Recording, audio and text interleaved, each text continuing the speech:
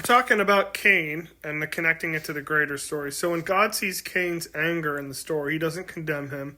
He pastorally intervenes. He asks him, why are you angry? If you do what is right, will you not be accepted? But if you do not do what is right, sin is crouching at your door and it desires to have over you, but you got to rule over it. So in the Midrash, there are some additions that kind of help us fill in the gaps. It's as though God is pleading with Cain, giving him space to repent and offer a new reality over his impulses. One rabbinic tradition even says that God instructed Cain privately on how to correct his offering and was willing to help him make it right.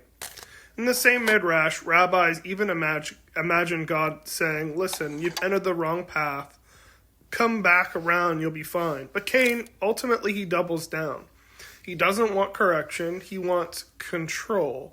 And instead of yielding, he projects his anger towards his brother. So one who represents what he cannot stand, a life of dependence on God. So later, Cain builds a city, and later he gives birth to Tubal-Cain, who's the first metal worker.